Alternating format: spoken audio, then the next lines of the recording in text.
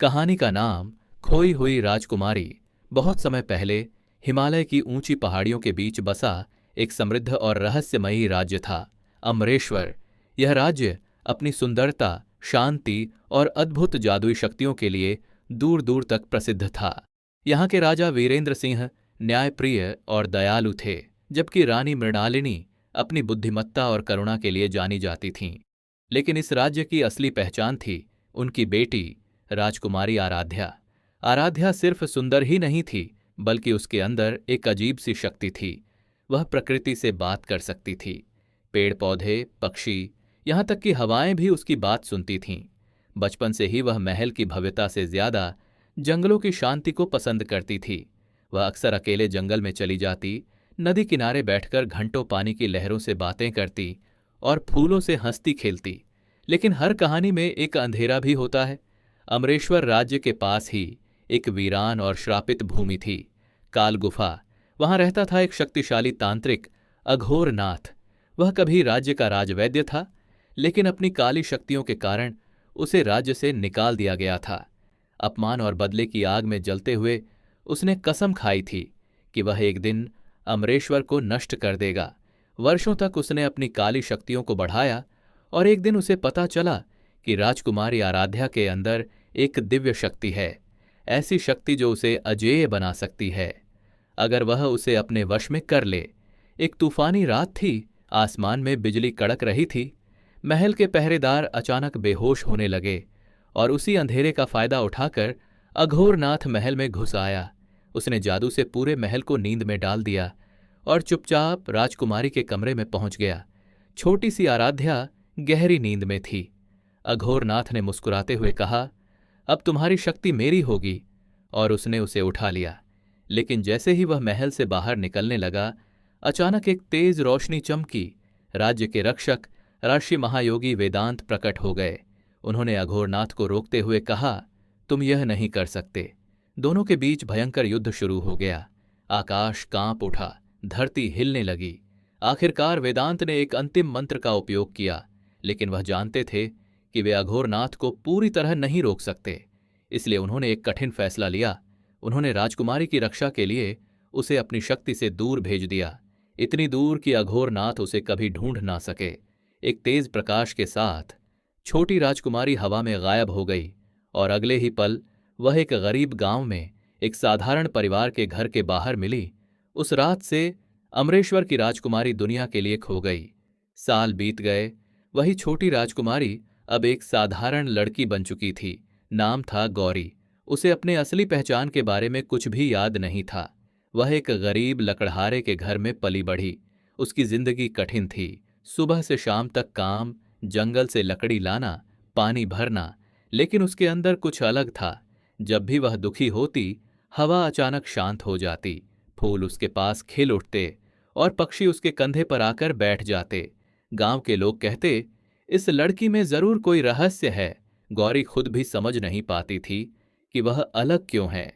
उधर अघोरनाथ अभी भी उसे ढूंढ रहा था और एक दिन उसे एक संकेत मिला, एक चमक, एक ऊर्जा जो सिर्फ राजकुमारी की हो सकती थी। वह मुस्कुराया, अब तुम मुझसे ज्यादा दूर नहीं हो।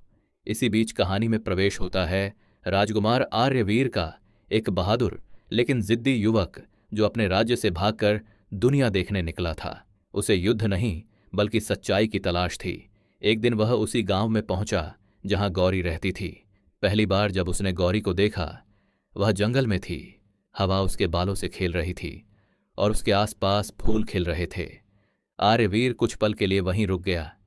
यह कोई साधारण लड़की नहीं है, उसने मन ही मन सोचा, और उसी पल किस्मत ने उनकी कहानी जोड़ दी। लेकिन उन्हें नहीं पता था कि बहुत जल्द अंधेरा फिर से उनके जीवन में आने वाला है। अघोरनाथ अब बहुत करीब था और इस बार वह खाली हाथ नहीं लौटेगा। गांव की शांत जिंदगी अब धीरे धीरे बदलने लगी थी। हवा में एक अजीब सा डर घुल चुका था, जैसे कोई अनदेखा साया हर वक्त आसपास मंडरा रहा हो। गौरी को भी अब अक्सर अजीब अजीब सपने आने लगे थे। एक विशाल महल, चमकती रोशनी और कोई उसे आराध्या कहकर पुकार रहा होता। वह घबराकर उठ जाती, उसका दिल तेजी से धड़कता, लेकिन उसे कुछ भी समझ नहीं आता। उधर राजकुमार आर्यवीर अब गांव में ही ठहर गया था। वह बाहर से तो एक साधारण यात्री जैसा दिखता था, लेकिन अंदर ही अंदर वह गौरी को लेकर बहुत जिज्ञासु था। उसने कई बार देखा था कि जब गौरी उदास होती है तो आसपास की प्रकृति बदल जाती है, हवा थम जाती है, पेड़ झुक जाते हैं और जैसे पूरा वातावरण उसकी भावनाओं को महसूस करता है। एक दिन आर्यवीर ने गौरी से पूछा, तुम्हें कभी ऐसा महसूस होता है कि तुम अलग हो? गौरी कुछ देर चुप रही, फिर धीमे से बोली, हाँ, लेकिन मुझे डर लगता है इस बात से। आर्यवीर ने मुस्कुराकर कहा, डर मत, शायद यही तुम्हारी ताकत है। दोनों के बीच धीरे धीरे एक गहरा रिश्ता बनने लगा, एक ऐसा रिश्ता जो सिर्फ शब्दों से नहीं बल्कि भावनाओं से जुड़ा था। लेकिन उन्हें यह नहीं पता था कि यह शांति ज्यादा देर तक नहीं टिकेगी। उसी समय अघोरनाथ गांव के पास पहुंच चुका था। उसने अपनी काली शक्तियों से पूरे जंगल को अपने नियंत्रण में ले लिया था। पेड़ सूखने लगे, जानवर भागने लगे और आसमान हमेशा बादलों से ढका रहने लगा। गांव के लोगों को समझ नहीं आ रहा था कि यह सब क्या हो रहा है। एक रात जब गौरी अकेले नदी किनारे बैठी थी, अचानक चारों ओर अंधेरा छा गया। हवा ठंडी और भारी हो गई और तभी उसके सामने अघोरनाथ प्रकट हुआ। उसकी आंखें लाल थीं, चेहरा भयानक और आवाज डरावनी। आखिरकार मैंने तुम्हें ढूंढ ही लिया, राजकुमारी आराध्या। गौरी डर के मारे कांपने लगी। मैं कोई राजकुमारी नहीं हूं। अघोरनाथ हंसा, तुम्हें अभी याद नहीं, लेकिन बहुत जल्द सब याद आ जाएगा। जैसे ही उसने गौरी को पकड़ने की कोशिश की, अचानक तेज हवा चली, पेड़ हिलने लगे और एक चमकदार रोशनी के साथ आर्यवीर वहां आ पहुंचा।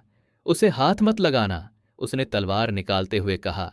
अघोरनाथ मुस्कुराया, एक इंसान मुझे रोकने आया है। दोनों के बीच भयंकर लड़ाई शुरू हो गई। आर्यवीर ने पूरी ताकत से मुकाबला किया, लेकिन अघोरनाथ की काली शक्तियों के सामने वह कमजोर पड़ने लगा। तभी गौरी के अंदर कुछ जागा, उसकी आंखें चमकने लगीं, उसके आसपास एक तेज रोशनी फैल गई और अचानक अघोरनाथ पीछे हट गया। तो तुम्हारी शक्ति जागने लगी है, उसने धीमे से कहा, और फिर वह गायब हो गया। इस घटना के बाद सब कुछ बदल गया। गौरी अब पहले जैसी नहीं रही। उसे अपने अंदर एक अजीब सी शक्ति महसूस होने लगी और साथ ही डर भी बढ़ गया। वह समझ नहीं पा रही थी कि वह आखिर है कौन। तभी गांव में एक साधु आया। वह थे महायोगी वेदांत। उन्होंने गौरी को देखते ही पहचान लिया। समय आ गया है सच्चाई जानने का। उन्होंने गौरी और आर्यवीर को सब कुछ बताया। अमरेश्वर राज्य, राजा रानी, अघोरनाथ और उसकी असली पहचान, तुम ही राजकुमारी आराध्या हो। यह सुनकर गौरी की दुनिया हिल गई। नहीं, यह सच नहीं हो सकता। लेकिन जैसे जैसे वेदांत उसकी यादें जगाने लगे, उसे सब कुछ याद आने लगा। महल, माता पिता, वह रात। उसकी आंखों से आंसू बहने लगे। तो मैं सच में एक राजकुमारी हूं। आर्यवीर ने उसका हाथ पकड़कर कहा, तुम चाहे जो भी हो, मेरे लिए तुम वही गौरी हो। लेकिन कहानी यहीं खत्म नहीं होती। असल मोड़ अभी बाकी था। वेदांत ने बताया कि अघोरनाथ अब पहले से ज्यादा शक्तिशाली हो चुका है और अगर उसे रोका नहीं गया तो वह पूरे राज्य को नष्ट कर देगा। आर्यवीर ने तुरंत फैसला लिया, हम उसे रोकेंगे। लेकिन तभी एक सच्चाई सामने आई। वेदांत ने आर्यवीर की ओर देखा और कहा, तुम भी कोई साधारण इंसान नहीं हो। राजकुमार आर्यवीर, तुम उसी राज्य के राजकुमार हो जिसे अघोरनाथ ने सालों पहले नष्ट कर दिया था। आर्यवीर चौंक गया। क्या? और तुम्हारे पिता की मृत्यु के पीछे अघोरनाथ ही था। अब यह लड़ाई सिर्फ कर्तव्य की नहीं बल्कि बदले की भी बन चुकी थी। लेकिन असली विश्वासघात अभी बाकी था। एक रात जब सब सो रहे थे, वेदांत चुपचाप अघोरनाथ के पास पहुंचा और बोला, मैं तुम्हारी मदद करूंगा। असल में वेदांत शुरू से ही दोहरा खेल खेल रहा था। उसका मकसद था आराध्या की पूरी शक्ति जागाना और फिर उसे अघोरनाथ को सौंप देना ताकि वह खुद भी अमर हो सके। अब खतरा और भी बड़ा हो चुका था। दोनों को पता नहीं था कि जिस पर वे सबसे ज्यादा भरोसा कर रहे थे वही उनका सबसे बड़ा दुश्मन बनने वाला है। रात गहरी थी, आसमान काले बादलों से ढका हुआ था और हवा में एक अजीब सी बेचैनी थी, जैसे प्रकृति खुद आने वाले तूफान से कांप रही हो।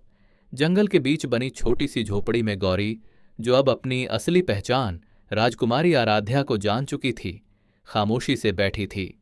उसकी आंखों में डर नहीं था अब, बल्कि एक अजीब सा दृढ़ निश्चय था।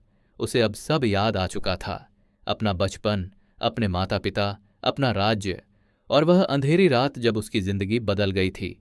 लेकिन सबसे बड़ा झटका अभी बाकी था।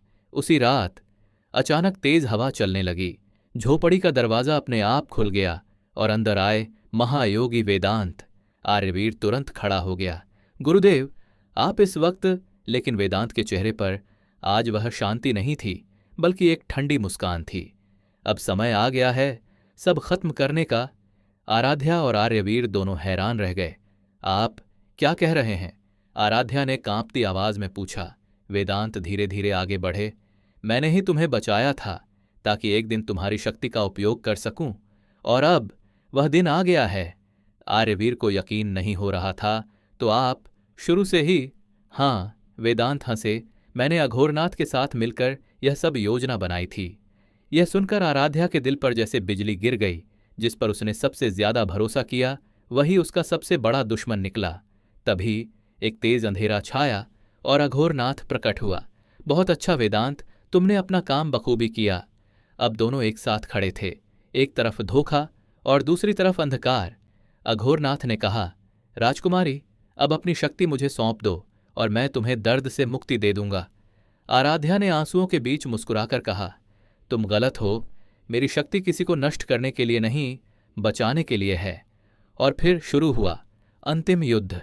अघोरनाथ ने काली ऊर्जा का एक विशाल गोला बनाया और आराध्या की ओर फेंका। लेकिन इस बार आराध्या भागी नहीं। उसने अपनी आंखें बंद कीं और अपने अंदर की शक्ति को महसूस किया। हवा तेज हो गई, पेड़ झुकने लगे, धरती कांपने लगी और उसके चारों ओर एक चमकदार प्रकाश फैल गया। उसने हाथ उठाया और वह काली शक्ति उसी पल खत्म हो गई। आर्यवीर भी तलवार लेकर अघोरनाथ की ओर दौड़ा।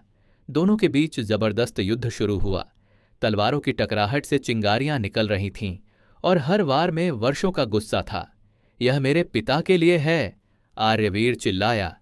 उधर वेदांत ने आराध्या पर हमला किया, लेकिन इस बार आराध्या कमजोर नहीं थी। आपने मुझे धोखा दिया, उसकी आवाज में दर्द था। लेकिन अब मैं आपको माफ नहीं करूंगी। एक तेज प्रकाश के साथ उसने वेदांत की सारी शक्तियां खत्म कर दीं। वेदांत जमीन पर गिर पड़ा। उसकी आंखों में पछतावा था। मैं अमर होना चाहता था। और उसी के साथ उसकी कहानी खत्म हो गई। अब बचा था सिर्फ अघोरनाथ। वह पहले से भी ज्यादा शक्तिशाली हो चुका था। उसने पूरे जंगल को अंधेरे में बदल दिया। तुम मुझे नहीं हरा सकती, वह चिल्लाया। आराध्या ने शांत होकर कहा, मैं अकेली नहीं हूं। आर्यवीर उसके पास आकर खड़ा हो गया। दोनों ने एक दूसरे का हाथ पकड़ा और उसी पल एक नई शक्ति जन्मी, प्रेम की शक्ति। दोनों की ऊर्जा एक हो गई और एक विशाल प्रकाश बनकर अघोरनाथ की ओर बढ़ी। अघोरनाथ चिल्लाया। उसने पूरी ताकत से रोकने की कोशिश की, लेकिन इस बार वह हार गया। एक जोरदार विस्फोट हुआ और अघोरनाथ हमेशा के लिए खत्म हो गया। जंगल में फिर से शांति छा गई। पेड़ हरे हो गए, हवा शांत हो गई और सूरज की पहली किरण धरती पर पड़ी। आराध्या ने धीरे से आर्यवीर की ओर देखा। सब खत्म हो गया। आर्यवीर मुस्कुराया, नहीं, अब सब शुरू हुआ है। कुछ समय बाद अमरेश्वर राज्य फिर से बसाया गया। आराध्या अपनी प्रजा की रानी बनी, दयालु, समझदार और मजबूत, और आर्यवीर उसके साथ राजा बना। लेकिन उन्होंने कभी अपने पुराने दिन नहीं भूले। उन्होंने गरीबों की मदद की, न्याय स्थापित किया और यह सुनिश्चित किया कि किसी के साथ अन्याय न हो। और इस तरह एक खोई हुई राजकुमारी की कहानी एक महान रानी की कहानी बन गई। सीख, सच्ची ताकत शक्ति में नहीं, बल्कि प्यार, विश्वास और सच्चाई में होती है।